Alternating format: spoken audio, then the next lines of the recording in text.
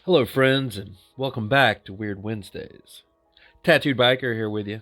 And tonight I have three bizarre, true, and creepy Dogman or upright cated cryptid encounter stories sent in to me from viewers just like you. And let me tell you, one of these is just wild and unlike any I've ever heard before. So get ready and let's ride. Hey, Tattooed Biker. I have a story that happened to me a few years ago that I thought you may be interested in. My dad and I were out on a hunting trip together in Minnesota when we experienced something that I'll never forget. My dog Hudson was sleeping in the living room, and all of a sudden he started barking. And I mean barking like he was about to smash through the door and just attack whatever was out there. My dad and I went out into the living room to calm him down, but he was standing at the door, hair standing up and barking like mad. My dad repeatedly tried to calm him down, but to no avail. Hudson then started pawing at the door, all the while continuing his bark. I looked out the window, expecting to see a wolf or bear wandering around, but I didn't see anything at all. There's a motion sensor on the front of the cabin to deter the raccoons in the middle of the night, and that wasn't even tripped. Eventually, Hudson calmed down, but he was still restless the rest of the night. I could hear Hudson walking around the cabin. It was almost as if he were standing guard over the whole place. We went out for our first day of hunting, but there wasn't anything worth firing a shot at. We went out on the porch for another cigarette. My dad pointed out that the night was unusually quiet, and I pointed out that the day was too. Something off was going on around these woods. Then Hudson started barking again, even more ferocious than the previous night. We went back into the cabin and tried to hush him again, but he still wouldn't listen. Again, I peered out of the window.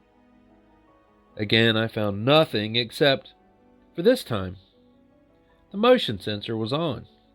It wasn't on 2 minutes before that when we were out there. I began to make out movement just outside the light, and I strained my eyes to try and make out something in the darkness. I finally got my dad to look outside, and suddenly his entire demeanor changed. He wasn't so laid back anymore. He was stiff and agitated. "That's not a bear, son," he said to me. "Then what is it?" I asked. I went over to the gun rack and grabbed my Weatherby Vanguard rifle. My dad was instantly in front of me. "You shoot at that thing and we're going to have a problem. Just let it do its thing and wander off like it did last night." I went over to the window again and looked outside. The motion sensors were off, but I could just make out movement. It was still there. Hudson quieted down and started pacing around. I told my dad that I think it left, and he looked like he was relieved. He went into the kitchen, grabbed 2 glasses, and poured us both a serving of Jack Daniels, his favorite whiskey. He said he caught a glimpse of it, and it looked like a wolf, but it was big and bulky. I don't know how long I was asleep, but I woke up to another round of Hudson's incessant barking. He was pawing at the door and barking like mad again. I glanced at the window to the right of the bed and damn near fell on the floor. Whatever Hudson was barking at was peering into the window. It wasn't a wolf. This thing was gigantic, and it stared right at me.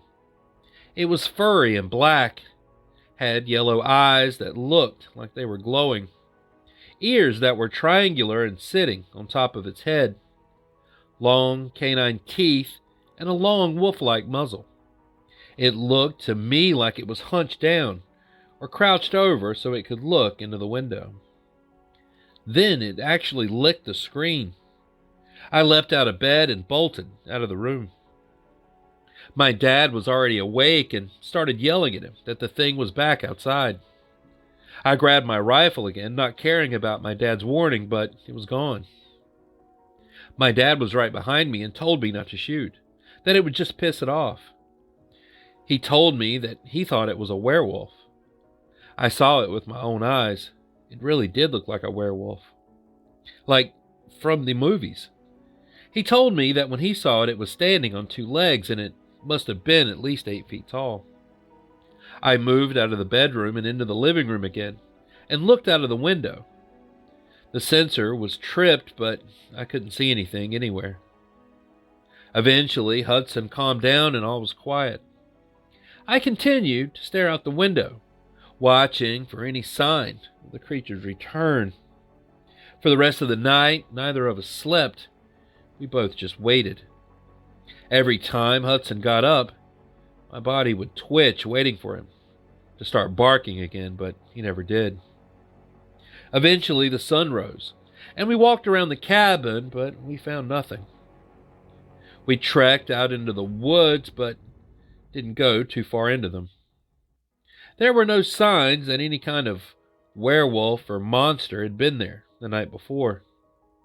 I thought to myself that maybe Hudson could pick up the trail, and when I said it aloud to my dad, I heard just how foolish that I sounded. It dawned on me that I didn't actually want to find proof that this thing was out there, and I definitely didn't want to find the thing itself. My dad said we should probably just go back to the cabin and pack up. I didn't have a problem with that at all. Thanks for reading. Signed, Jack. Number 2. Hello, biker, and thanks for reading. I am a long-time lurker, but first-time submitter. My story is as follows, and may eventually be posted and submitted elsewhere while I try to unravel this mystery. I have no evidence to offer, but would appreciate any direction towards similar stories or native legends. The time was around 3 a.m. on April 15th, 2015, at the Daniel Boone National Forest. My wife and I were traveling to the Smoky Mountains from Ohio on an anniversary getaway. We usually avoid highways in our travels, and instead prefer the scenic and slower-paced state routes of my childhood. This trip stood out as quite a disaster as we struggled with both the GPS and paper maps while navigating a route I was at least somewhat familiar with. Navigational errors are not our norm, and we quickly found ourselves having an uncharacteristic argument that got fairly heated but was nonsensical. It was like we spoke different languages and were looking at different maps. We eventually found ourselves in increasingly less populated areas and poorer road conditions. For those not familiar with the area, being in central Kentucky, the forest is hilly and expansive, dotted with small towns and the occasional privately owned farm amidst the federal lands. We had eventually quieted down, anxiously following the GPS as it cut in and out. Our anxiety grew until the GPS suddenly chimed in, "Turn left now." I responded by reluctantly starting the turn when my wife suggested that it might be a shortcut that we were unaware of. Upon completing the turn, I slowed, seeing the road took a sudden drop in quality. Potholes large enough to get a tire stuck in, overgrown scrub growth on the edges, and ominous, gnarled vines hanging down. The hair stood on my neck as it still does right now as I write it. Bringing the car to a stop, I asked my wife, "Are you sure about this?" as I look at her. She says, "No, we need to turn around," and then suddenly freezes, staring at her phone. Not in the way a person freezes when terror sends their muscles trembling, but completely motionless. I instinctively slam it in reverse, backing into the position we came so that I could continue the course that we were on.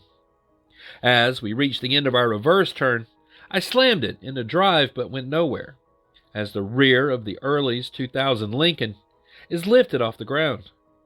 Before I can process what's happening, something charged from the woods to our right.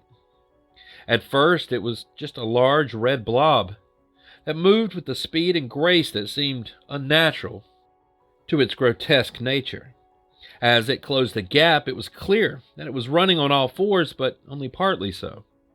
Its forward movement agile but uneven, as it irregularly used its arms with its oddly bent hind legs. It was almost like its limbs were growing, as it eventually came to stand on its hind legs and placed its hands on the glass. Up close, I could see that what I thought was fur seemed more like strands of rotten flesh that grew as thick as a shaggy dog and smelled overwhelmingly of rotten fish and moss. Its hands looked nearly human, if it wasn't for the rotten fur and long claws. The face sticks with me as much as the smell, being somewhat shaped like a human, that has its face twisted and then pulled forward in a vague, canine shape, with large pointed ears towards the top of its head. Inside its snarling mouth were long, narrow teeth that looked almost too large to allow the mouth to close. But the eyes were the worst part. Bloodshot and yellow, they leered at us with a hunger almost. When you are in a flight or fight situation, you usually get that distinct moment of clarity where you make your choice, even if it's one you're ashamed of. In that moment, I felt like a small dog, defending my mate from a rabid wolf. I stomped on the gas pedal and bellowed hard, "Go now," and then let out a series of loud noises that sounded more like barks than human sounds. It jolted suddenly, and the rear of our car drops, leading to a peel-out. It kept pace with us, scratching at the car and banging on it until we broke 45 miles per hour, driving wildly through the winding country until we saw the lights of a town in the distance. We parked in a well-lit lot in the center of town next to a gas station. We busied ourselves as we inspected the car, reluctantly sharing what we thought we saw. She was a mess, in tears and sobbing about the feeling of a pressure in her head and that she was conscious but paralyzed. Looking under the trunk, I spotted a cracked strut and a lump of the rotten flesh dangling from a frame member. The smell was still overpowering, and as it sent us into a tear-filled hug as we stared at the piece of the filthy creature and realized that it was likely at least two of them, the one in the window and the one that lifted the rear axle off the ground. Thoroughly shaken, we sat in the car facing opposite directions and discreetly unpacked our handguns and hid them under our blankets. We waited until 9 or so before getting back off towards our destination, via the highway this time. I'd love to hear your listeners' comments on my experience, as I'm still searching for answers. Thanks for reading. Signed, Mitchell. Dear Biker, I'm sharing this now, and I'm hoping someone out there can relate to this or knows about this. 10 years ago, I was living in a small town in northern Ontario. I had 3 small children, a husband, and a golden retriever. Me being home alone was unheard of. My husband traveled on business, but my girls were always home. One and the only night I was ever home alone, I heard an animal. I know animals. I live in the north. It wasn't a fox, coyote, moose, bear, or wolf. I know those howls. It was very early spring. We built a luge. From the top of our property, there is so much snow. If you are off the trails, you could easily sink up to your waist. Around 3 a.m., I hear an animal howling. I was in my backyard. I ignored it, but it kept going and going. My dog finally came to the side of my bed to look at me. I thought, fine, we'll go look. We live in a large house with a large deck. It was up 30 feet from the ground. I opened up the deck doors and walked to the edge of the deck. There's a bridge connecting 2 decks, which eventually leads to steps and down to the backyard. My dog automatically ran to the bridge to head down the stairs to the backyard. She got halfway through the bridge and stopped. She suddenly started backing up. She walked backwards towards me, the whole way growling. She's a golden retriever. She doesn't really growl. She's lived in the north her whole life. There aren't many animals that she hasn't chased. I was standing on the edge of the deck overlooking the backyard. I was 30 feet up. Looking down, I saw something. I didn't know what. It wasn't a dog or a wolf. It was just a shadow, a dark shadow. At this point, Molly came and sat between my legs, also looking down. I wondered if it was a bear. I closed the gate to the bridge. I went back to the edge. It was still there. The howling had stopped, but it was just a shape. I started clicking my tongue, trying to get it to look up, and that's when it did. It looked right at me, right into my eyes. It was so still. The eyes glowed gold, bright gold, like someone was shining a light into them, but all around them it was still dark. It started coming up the hill towards me. It is at least a 30-foot climb, and the deck sat at least 20 feet in the air. I wasn't afraid, I was just puzzled. Both gates to the deck were closed, and if it got too close, I just had to go back into the house and close the deck doors. Molly wasn't going anywhere. Wherever I moved, she was attached to my leg. She didn't bark, didn't make a sound, just stayed by me looking down. As it came up the hill, it got bigger. Yes, I know, crazy. It got wider, darker, like bat's wings, spreading out, but no substance. I was still thinking, dog, wolf. It stopped halfway up the hill. I assumed it was stuck in the snow, which was at least 5 or 6 feet deep there.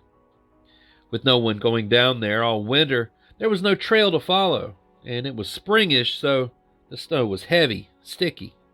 I guessed it was slowly moving up the hill, but I still couldn't tell what it was.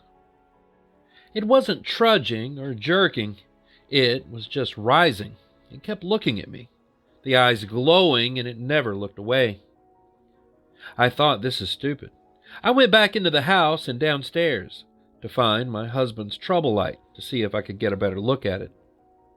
It wasn't in the basement, so I went to the garage, and there it was hanging on the wall.